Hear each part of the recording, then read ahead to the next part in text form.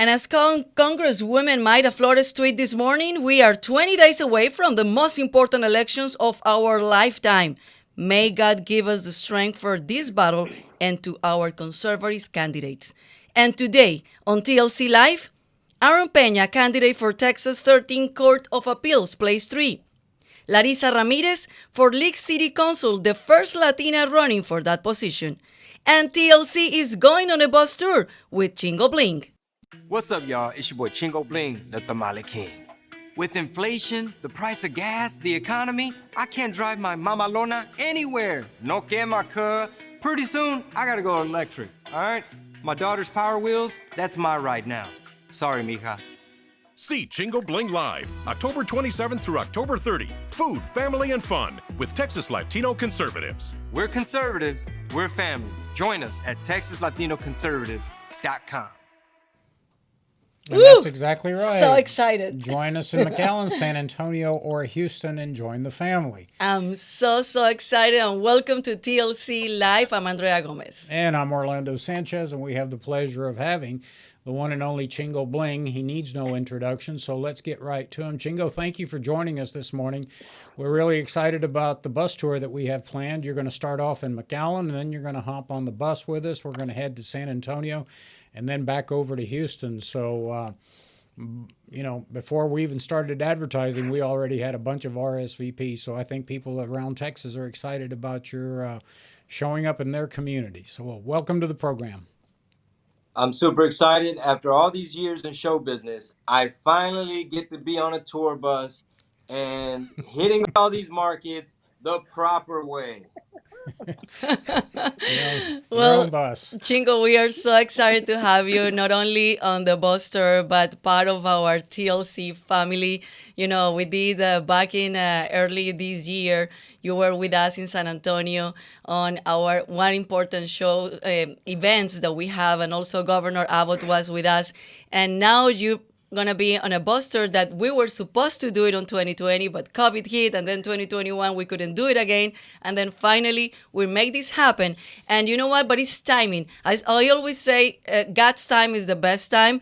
We didn't do it the last 2 years, but now we're doing just right before the one of the most important elections, as Mayra Flores tweeted this morning. So tell us about this tour. What are you gonna do in this tour, and what people are gonna see? We're going to have a lot of fun. We're going to bring the energy. We're going to meet the people.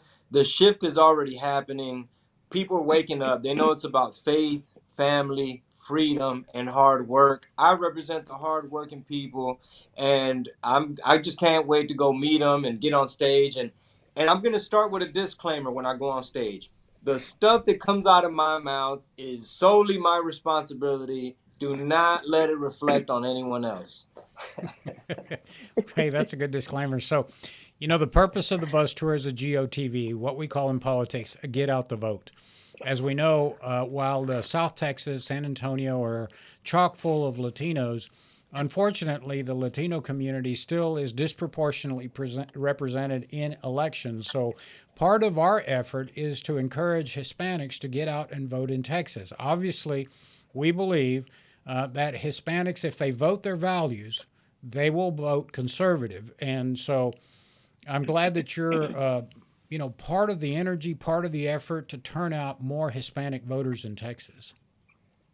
Yeah, absolutely. I think you hit the nail on the head when you said vote our values. That has been the disconnect for the longest time.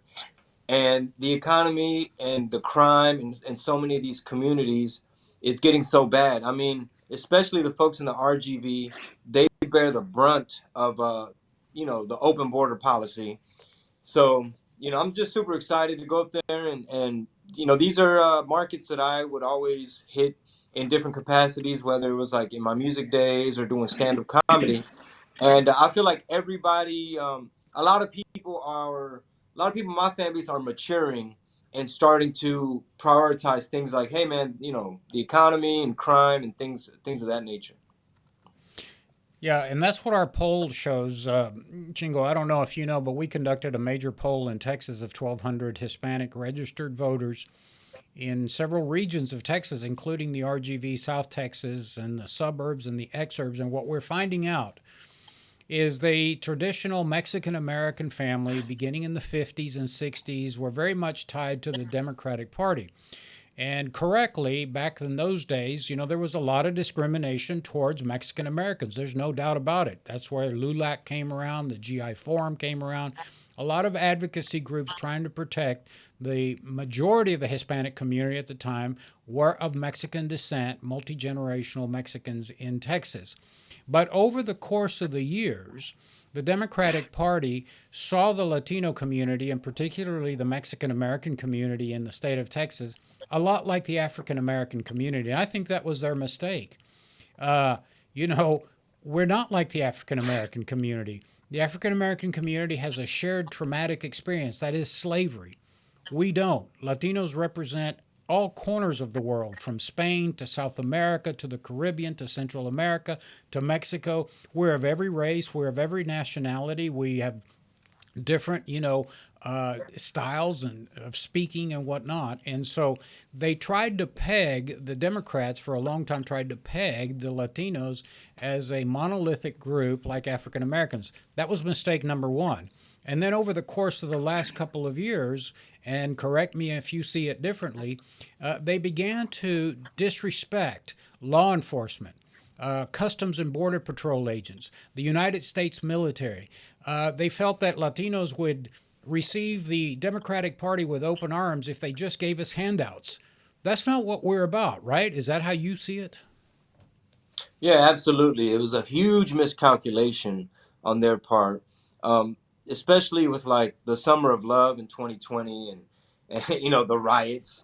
Um, they miscalculated and bunched us into like, oh, they feel that they're oppressed and they see themselves as victims. So as we're having this huge racial reckoning, air quotes, um, surely they're going to be on our side and everything. But just with everything, economically speaking, and just hypocrisy. There's just so many things going on, and they just think that, oh, as long as we hammer down on abortion, Latinos, they're just gonna, as long as it's George Floyd, racism, white supremacy, abortion, yada yada, they thought we were gonna fall in line. But many people are starting to keep an open mind and see what what different parties and different values and different policies. Yeah. Chingo, what will be the message that we're gonna start not only on the Buster sending to our community, but in general? Because I know you have a podcast and you're constantly talking about this, and especially you start this podcast because of the disconnection that you saw that it was between the community and the government or the parties. And you have a story, because we had you before in the show, that you have a story when you realize that, hold on, what I always thought it was I was connected to, but no, this is my values, and I am conservative, and that's why you started this podcast, and you're being now with the tour and your stand-up comedy talking about that. So, what is the message that are not only you being given to the community with your podcast, but now in this Buster, and just that we're close to the election day? So the podcast is Red Pill Tamales. It's very spicy, somewhat controversial, and again, I take full responsibility. Don't the things that come out of my mouth? Do not blame my co-host. Do not blame my producer.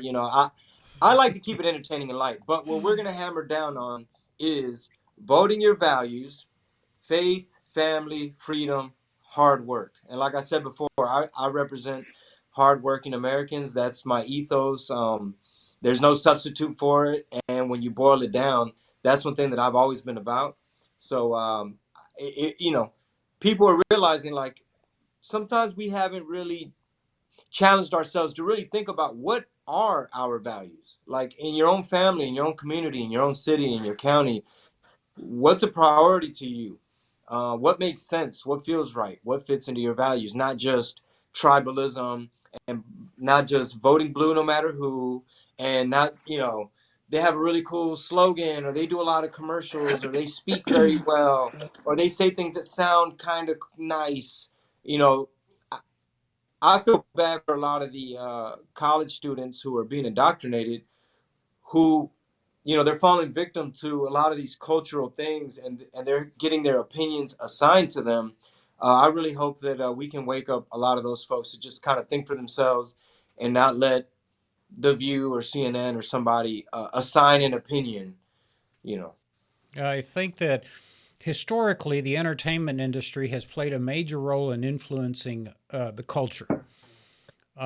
As we all know, not everyone, but most of the Hollywood, the entertainment world is left leaning for whatever reason. Whether it's Carlos Santana embracing, Che Guevara and socialism and communism, and I get all that, but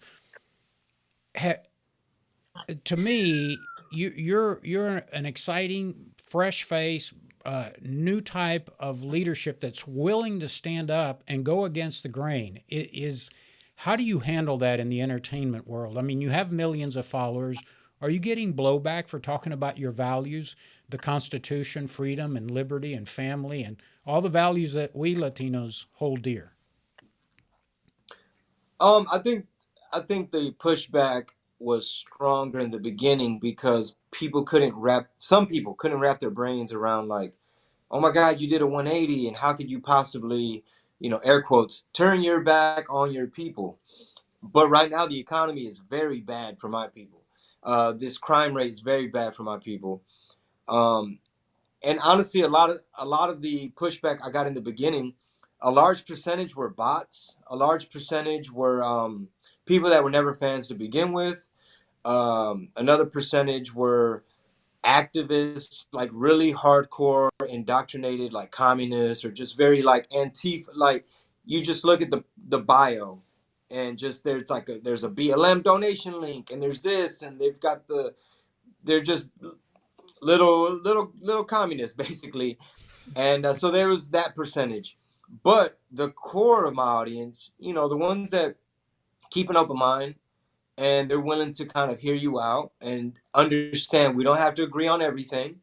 um, they stuck around, and a lot of old fans came back who were, I guess, they kind of realized what was going on with conservatism versus some of the radical stuff going on the left. But you're absolutely right.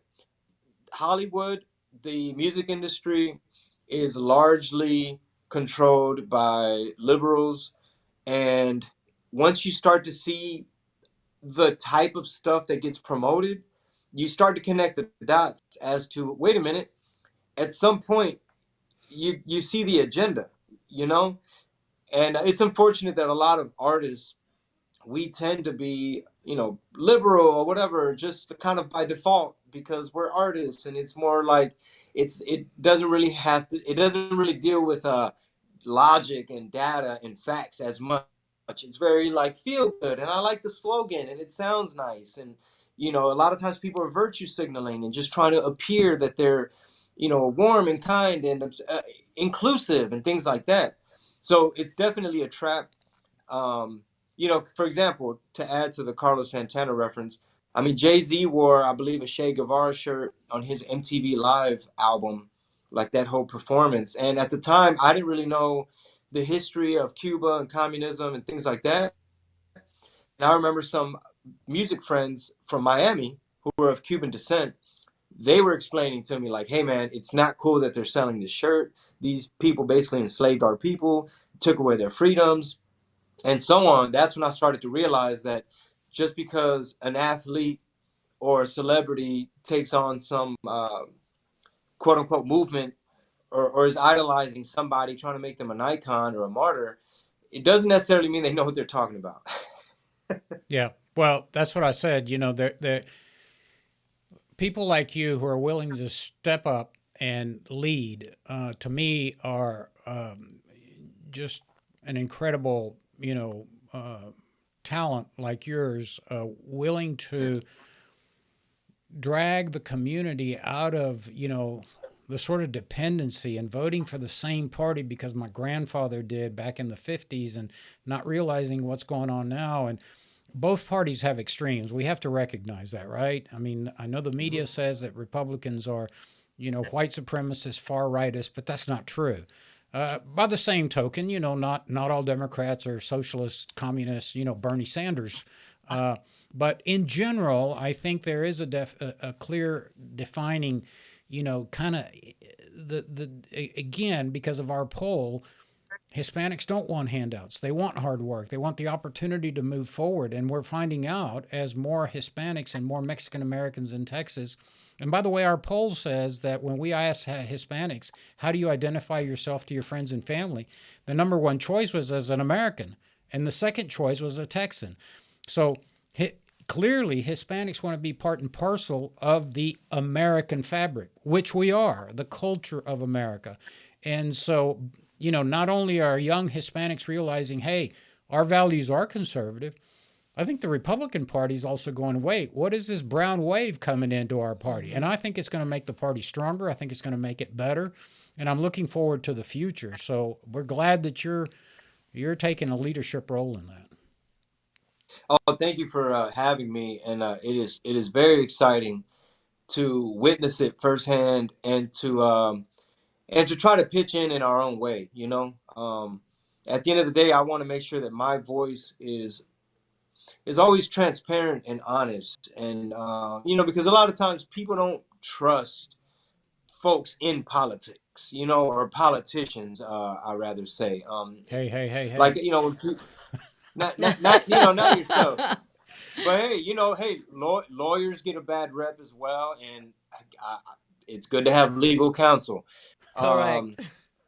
you know, so I always want to make sure that my constituents understand that, like, hey, I'm about discussion, I'm about discourse, I'm about debate, I'm about ideas. And what we're witnessing right now from big tech and the liberal side of America is always a push to not have a discussion, to like authoritatively force you to mold to their ideas. And we're seeing cancellation, cancel culture, people being debanked and deplatformed, and all these things that should really set off a red flag in people's mind, regardless of political sides. So yeah, I'm really excited and looking forward to seeing what happens, and just doing, contributing in my way. Great. So let's remind people that we're going to be on the Buster October 27, and then in McAllen, October 28 in San Antonio, and then October 30 here in Houston at Azteca Farmers Market.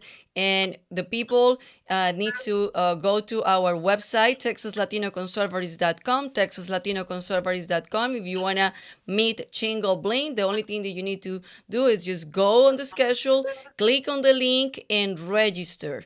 It's very important to register to participate on these events. So, Chingo, see you on the Buster. We're so excited to see you soon, and we feel bad for your daughter that you took the mamalona. Yeah, the gas price is too high. Yeah, well, hopefully you'll enjoy your electric vehicle. Take care, Godspeed, and we'll see you down in McAllen. Thank you, guys. See you soon. Bye-bye. See you soon. Bye-bye. And also, we're so excited to introduce our guests that also they're running for office. They're Latinos and they're conservatives, and they're also they're making history. Especially one of the ladies that you were talking on the phone, and we were featuring her last week on the show. You also record a commercial with her, and we're so excited to have her. But we're going to start with Aaron Pena because I know he is in a hotel room. He's campaigning right now, and he has a short time for us. But we want to hear about his background, his campaigning, and his position. So Aaron Pena is a candidate for Texas 13th Court of Appeals, Place 3. Welcome, Aaron, and thank you so much for your time. And I know you are at the hotel room. Where you are right now, and where you're doing campaign? You're mute. I think you're mute. All right, Aaron, unmute yourself. And I will tell you, while he's figuring out how to unmute himself, it comes from a very famous RGV, Rio Grande Valley family. Aaron has been a public servant for many, many years. I will say that Aaron used to be a Democrat. He was a former state representative. He's worked for the General Land Office under George Bush when George P. Bush was the commissioner. But his daughter was on the cover of Texas Mm-hmm. Monthly. She is the chairwoman of the Hidalgo County Republican Party, Adrian Pena Garza, Mm-hmm. and she is quite popular and very much a leader down in South Texas. So, Aaron comes from a very strong political family down in the valley, Aaron, and I don't know if you hear us, but if you can disconnect and connect again, just yeah, he's going to connect back up. yeah. So we're partnering up with the our friends down in the Rio Grande Valley, and that's part of the reason why Chingo's going to go down there. We're going to start the bus tour down there because there's a lot of good stuff going on. So, Aaron, can you hear us now? Yeah, I think he's still muted. We Okay, we cannot can. we cannot hear you. If he's not on a timeline, let's go over to Larissa. Let me Yeah, let's let go me to let me Larissa. introduce Larissa Ramirez. So I have a story to tell you. I think it was about a week and a half ago. I got a phone call from a young lady. I think it was an email, and her name is Larissa Ramirez. And I thought to myself, I read the email, and she says, I've been inspired. I've been watching Mayra Flores, and I have decided to run for League City Council. And I started looking at League City. It's a small community south of Houston. Part of it is in Harris County, part of it is in Galveston County. But as I understand, there's no Hispanic conservatives on that city council. So I looked into her background. I met with her for quite a long spell. I asked her a bunch of questions, and she checked off all the boxes. I think she is a wonderful candidate. And so we have Larissa Ramirez on the show. Larissa, can you hear us? And most importantly, can we hear her? I can. Can you guys hear Hey, me? good morning. How are you? Good morning. So tell us what inspired you to get involved, jump in. I know you have a little bit of background in government as you used to work for the General Land Office in disaster recovery for George P. Bush. But what inspired you to run for office, number one, and why city council, and what are your plans for the League City community? What inspired me to run for office is, like you said before, I've worked, with uh, side by side with George P. on disaster recovery efforts here in the Gulf Coast. And just being able to bring that experience to my city is why. And just kind of to make a, to make it short, is because somebody has to step up. We have several different members that are moving on into other endeavors, and who else is going to step up other than somebody who has the experience to start on day one? And I'm stepping up not just for me, not just for my community, but also for my children, for our grandchildren, and for the future of the city. We have to keep Republicans in office, and it's imperative that we do that on the local level, just as important as it is to do that on the state level, and so on. So, Larissa, let me find out a little bit about your history because the people that are watching are going to want to see and want to know why all of a sudden all these Hispanics, all these Latinos, and particularly Latinas are joining the conservative movement in Texas. Have you historically been a Republican since your involvement in politics, or do you come from a family that, again, historically had been Democrats? Well, historically, my family are Republican. We have a huge faith in God, and we strongly believe that the Republican Party ties closely to our core values, which, like Chingo said before, we're brought up to trust in God as we work hard in being able to support our family and defend our freedom. Now, and of course, throughout time, you have several family members who have swayed towards the Democratic side, and then they'll sway back to Republican side, and all that is at the cause of, like I said, as the movement goes on with with media, with the news, social media has impacted and is continuously trying to attack the next generation. And so, yeah, historically, we've been Republican for the most part. We have family members that are Democrat, of course, um, but it's this is why it's so imperative that we step up to the plate to take lead because of what is currently happening. This movement, this social media, the news is trying to just force this indoctrination on our children, on our families, and trying to divide us and trying to have us sway from those core values that we were brought up with. The core values that we want our families to bring our families up with. In just a few minutes, I've got to do a program on the local ABC affiliate, Channel 13 here in Houston. And the question that they're going to talk about in this town hall meeting is the movement of Latinas, female Hispanics in Texas, running for office and running as conservatives. And I can tick them off. I mean, we can start with Larissa Ramirez running for League City Council. We just elected Michelle Gamboa to the Longview City Council. We have Monica de la Cruz running for Congress in South Texas. We have Mayra Flores, the first Mexican-born member of the U.S. Congress in the 34th Congressional District. We have Cassie Garcia running. We have women running as county chairs of Republican Party chairs in throughout the state of Texas. Why do you think Hispanic women are stepping up to lead, and why as conservatives? Because we protect our own, because we protect our families, because we're strong, and because we are not afraid to stand up and fight for the freedom and the rights of our families. Larissa, what have been the biggest challenges you've been facing, not only as a Latina woman running for this position, but conservative?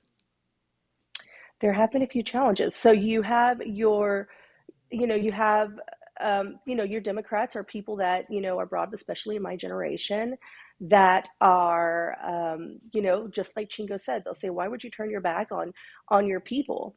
But it's quite the contrary. We're not turning our back on people. We're standing up for our people. We're standing up for our family, and we're standing strong. So that's one of the challenges that I faced. Another challenge that I faced is being able to, gain the trust, I guess to say, from some of the Republican Party, because you have your older community who are very strong and have been actively involved in their local Republican Party. So you get a fresh face, a young lady,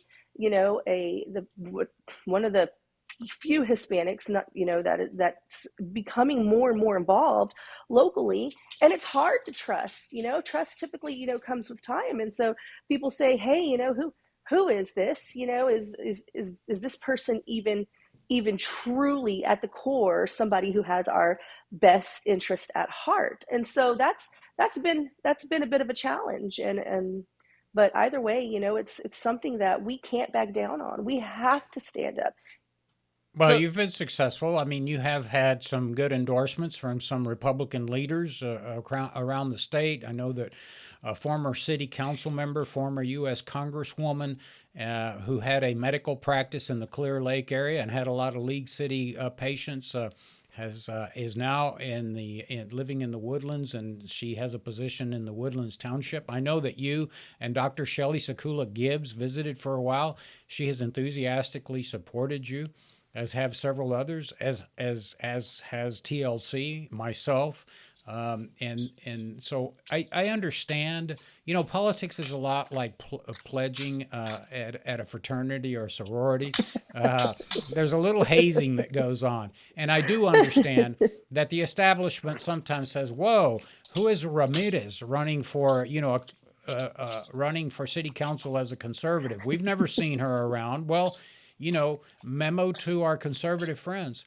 There are a lot of young people, and I can tell you this. I can tell you that Michelle Gamboa, who's also endorsed you, the Longview City Councilwoman, had the same issues in Longview. I know you visited her. People in Longview were saying, "Who's Michelle Gamboa?" I mean, she was born in Mexico, for God's sake. I know. Why is she running and representing herself as a as a conservative?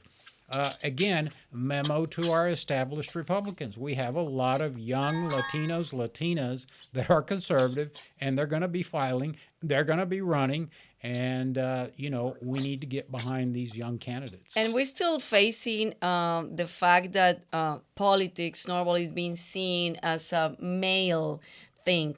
And we're still, challenged as a woman that people see us like a woman, and not only women, but also Latina in politics. That's not common, and we're changing this, and I love it.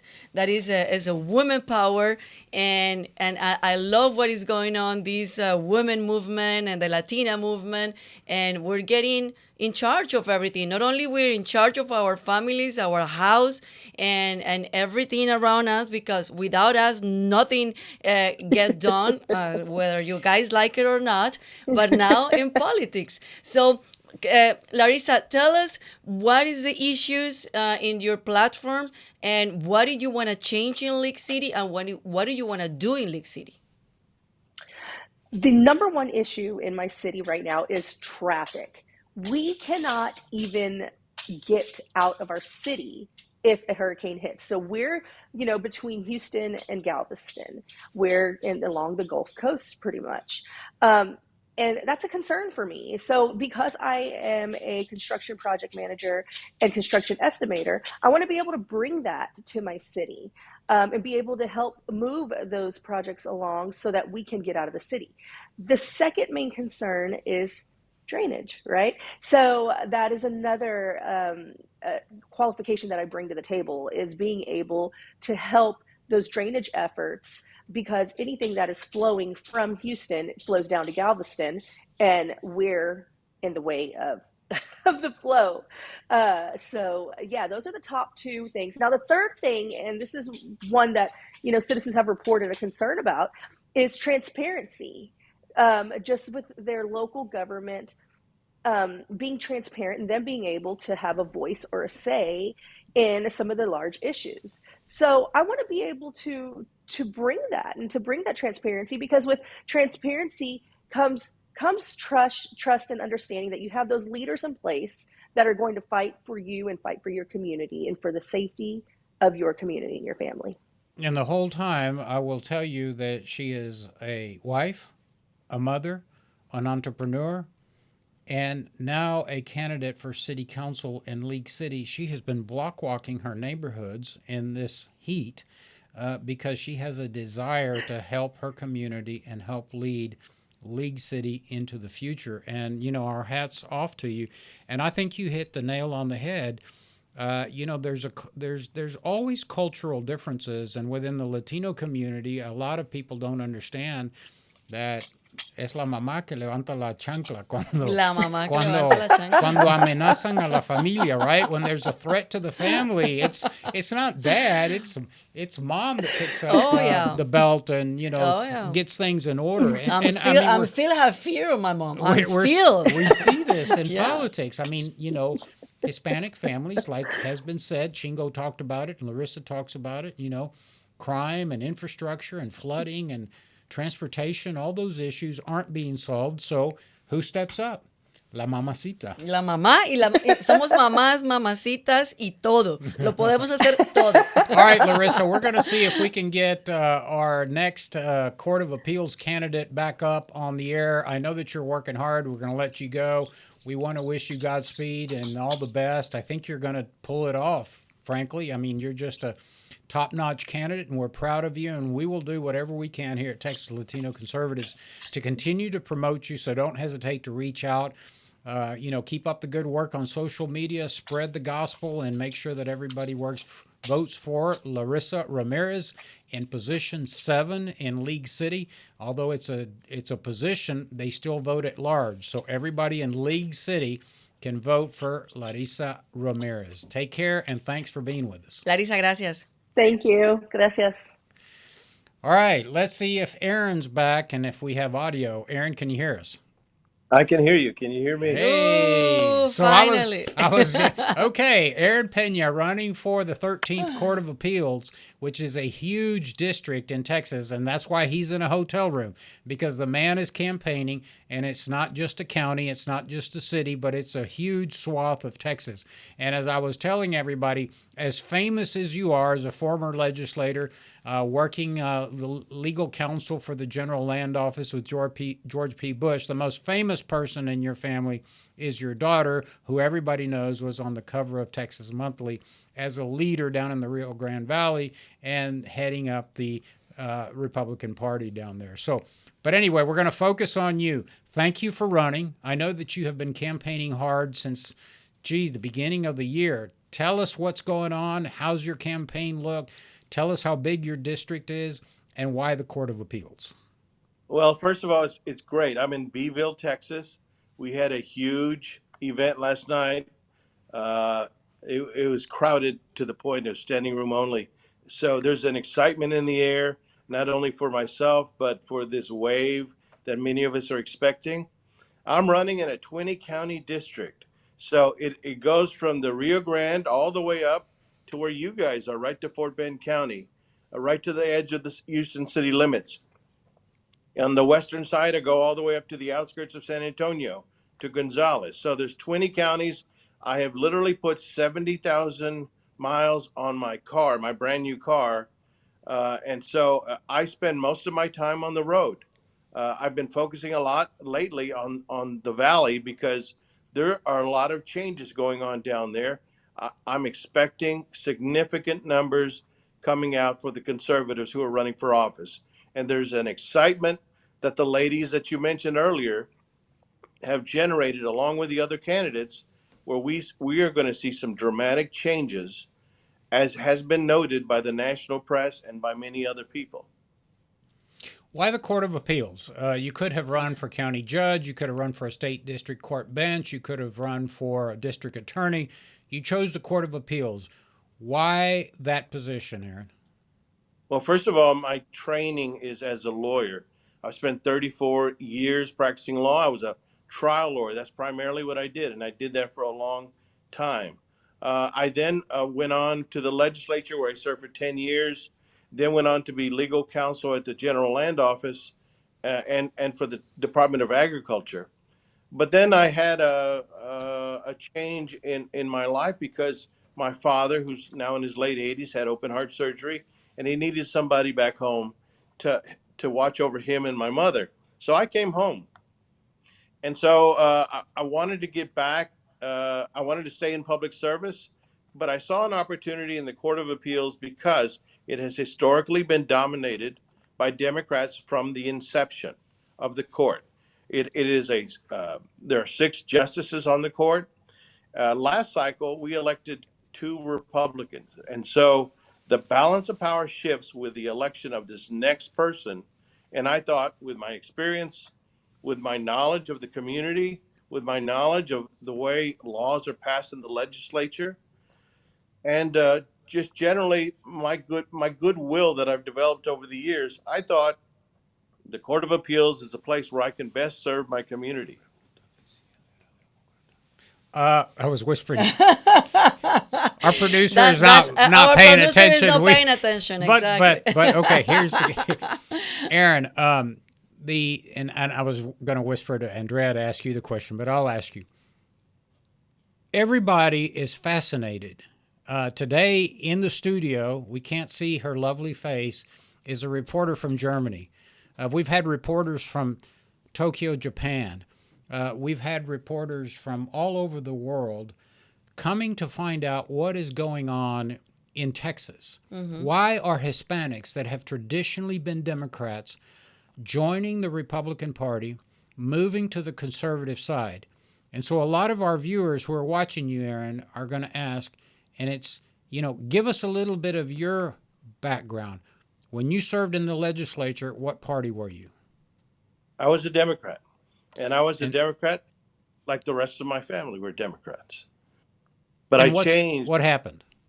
Well, quite honestly, my community, like most Hispanic communities, is a traditional conservative community.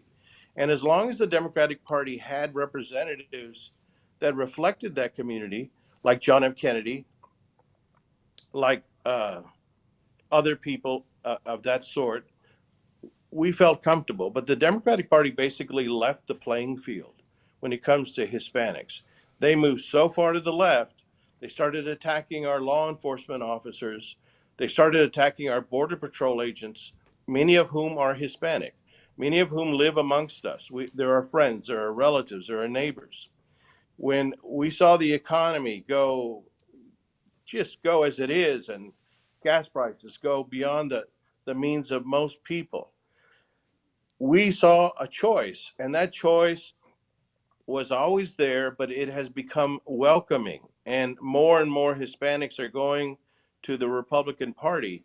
And so now that the Democrats have left the playing field, and they basically have eliminated their conservatives, we have found a party that is not only welcoming but represents our values and is really the future. I agree with your statement that the Republican Party is going to be improved by the addition of Hispanics, of conservative Hispanics. We've always been conservative, but now we see our choice, and it's I good. think it, I think But it's we bring our sabor. Claro, but I think it's a wake up call for everybody. It's a wake up call for the Latinos to realize that, hold on, this is the party that it goes with my values, but also the Republican Party said, like, okay, what is going on? Why everybody and why the Latinos are coming to our party? What did they see in our party, and what do we need to do to not only conserve this new wave, but to keep on going, because it's a lot things to do from now on that this is happening. Well, I think one of the positive things that has happened is these Latinas that you mentioned down on the border. They are a true reflection of our people. And so I will go out to market fairs and to community events, and I will see that the energy that they're generating, not only are they do they stand for the values, but they reflect who we are as a people. They believe in hard work. They Mm-hmm. believe in traditional values. They have a strong faith connection. And then now the Republican Party is welcoming, and the Democratic Party, has excluded a number of us in the faith community. They basically said, if you're pro-life, you're not welcome in that party. Well, many of us, or most of us, are pro-life. And so Mm-hmm. we know the party that reflects us. And to be honest, it is good that we not put all our eggs in one basket. We need to have both parties compete for our vote. And in that way, we as a community are benefited by that. We cannot have people take us for granted like the Democratic Party has for a long time. Even Democrats, you will hear them say, I'm sorry, but they're taking us for granted. Why aren't they helping us down here? These are Democrats screaming for help down on the border. And, we empathize with them because we know that's why we left, because they stopped paying attention to us. They don't listen to us. They don't reflect who we are. Yeah. You were talking about how the Democrats bash our law enforcement officers, how they bash our CBP agents, Customs and Border Patrol, but they also have historically come down hard on the U.S. military, which is, many of our young men and women join the U.S. military. That's a way up, from South Texas. I myself spent many years at Laughlin Air Force Base in Valverde County, which is Del Rio, Texas. I'm a property taxpayer along the border in Kinney County, and I've seen this transition over the years.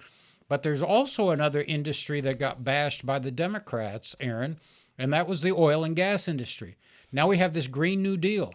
So they want to eliminate fossil fuels, and they want every Latino to give up their pickup truck, right? Like Hispanic Tejanos are going to give up their Correcto. trucks. Not Yeah. a snowball's chance not in gonna hell, happen. number one. Number two, what they don't realize is the oil and gas industry in Texas has elevated the Latino family into the middle class.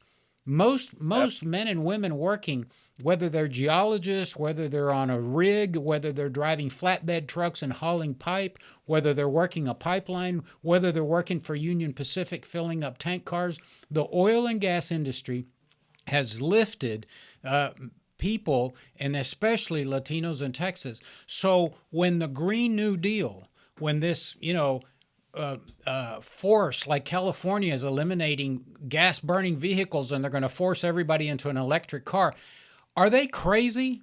You can't drive from Port Arthur, Texas to El Paso with a battery, for God's sake. You have to have gasoline and tanks and gas stations along the way. And so Hispanics are going, oh my God, we're not only going to lose our job, now we have to buy a $125,000 electric vehicle. Ain't going to happen. How do you see it down in South Texas? I'm going to tell you, I'm going to tie in two of the points you just made, and that is our military and the Hispanic leaning towards being a very patriotic community, and the oil and gas industry. I mean, because not only does it reflect where we work, I'm here in the coastal bend, and the entire community going all the way up to Houston, the whole state of Texas for that matter, is dependent on the oil and gas industry. And Democrats have been attacking it, but I now want to tie it into our country and the defense of our country. You know, we cannot be dependent on foreign countries for our energy, and we have so much energy here in the state of Texas. Our country is dependent on it. The safety of our citizens is dependent on it. So when we make it so expensive that companies are going out of business, or that we have to start looking into other countries for our energy, for our oil and gas, we are doing a disservice to our country. So for patriotic Americans, I think that the right thing is to not only care about the individuals who have jobs, but to care about the defense and the security of our country. And that means investing, protecting our oil and gas industry, because not only does it help us with jobs, but it helps defend our country. Great. Mr. Pena, call to action. How we people, why people... No? Wait. Before the call to action, because Okay. that's Andrea's meaning we're about out of time. Real quick, Aaron, explain to our viewers the Court of Appeals, because there's a little mystifying thing about how the judicial system works. So explain, why do we have a Court of Appeals? And why it's important. Why is it important? Where does it sit in the hierarchy of courts in Texas? Okay, so we have a layered system of courts. The Court of Appeals is an intermediary or middle court. If you have a dispute, if you have a divorce, you have a dispute over property, it'll go to your district court. That's where most cases are heard. You have JP courts as well. You have those courts, and if there's a mistake, you feel like, hey, I wasn't treated right, or the judge made a mistake there, you can appeal. That's part of our process. The checks and balances of our judicial system allows you to appeal. So we have our state divided into 14 judicial appellate districts. I'm in the 13th Court of Appeals. So you have a case that didn't go well for you, or you thought was just wrong, you appeal to the Court of Appeals. Now, we do have one other level, and that's the Supreme Court of the state of Texas. But I will tell you that although a case has to go up to the Court of Appeals, the Supreme Court does not have to take your case. So that effectively means that the Court of Appeals is your last stop. And so most cases that are appealed from the district courts or the county courts will go to the Court of Appeals. And although if you lose at that point, you can technically appeal to a higher court, to the Texas Supreme Court or the United States Supreme Court, if it has a federal issue. The Court of Appeals is going to be effectively your last step in the process. And so it's important who your courts of appeals are. All these candidates that we have, these conservative candidates like Adam Hinojosa or some of the other legislators, J.M. Lozano, if they have a law that is passed, it's going to be tested in the courts, and it's going to go before the Court of Appeals. So you want to have conservatives on the court who see things with a certain perspective that the Democrats do not see, that the liberal perspective does not. And so this one seat I'm running for is going to bring a balance of power in that court. No longer will the Democrats just tell us what's going to happen. Now they're going to have to deal with 3 conservatives. And quite honestly, in the next cycle, I believe conservatives are going to take the entire court. Amen. But it is important It is an important court, and although it's down the ballot, it is important for our livelihood. It is important for the way we see the world. It's important for how our people are treated and respected. And you say something very important. People need to go all the way down, because sometimes they just concentrate on the first positions, but all the way down. As small the people think this is big, because this is what it our daily situation, our daily jobs, our daily families have to face with many of these. And politics, I mean, decide pretty much, if we decide who we put in office, it's our life decisions. That's how it's gonna impact our lives and our families. And that's why it's very important, go all the way down, do your homework, research, inform yourself, educate yourself, who is the candidate, and if it goes with your values, and vote your values. That's very important. So now, Aaron, please call to action, where we can find you, how people can help you in your campaign. Is only 20 days away from the elections day, but also we have on the October 24, we have early voting. Well, I think you said it best. Research your candidates. Don't forget to vote. Bring additional people to vote with you that share your perspective. So this election is going to be, it's some of the races is going to be close. So we're going to need as many of our friends to come forward. The Democrats are not just, they see the wave coming. They're not just going to take it, lie down and just take it. They're fighting back. They're investing millions of dollars in our community so that their perspective wins the day. Well, we have the same motivation to win the day from our perspective. And so people need to not only go out and vote, but then vote all the way down the ballot, because you have a lot of other races that matter. Those of us who are conservatives, I would encourage you to go down that ballot and vote for the other conservatives on the ballot, so that our way of life can be preserved, so that the country and the communities we live in can remain strong. And you can find me on Aaron Pena without the tilde. Computers have not advanced quickly enough. AaronPena.com. Otherwise, if you're in my voting area, remember it goes from the river, Rio Grande River, all the way up to Fort Bend, all the way to Gonzales. You can vote for me, and so please remember me. I'm best known as the father of Adrian Pena Garza, and that's the way I you know, myself. you know what my dad always said, like, when I became the dad of Andrea Gomez, when it used to be the other way around.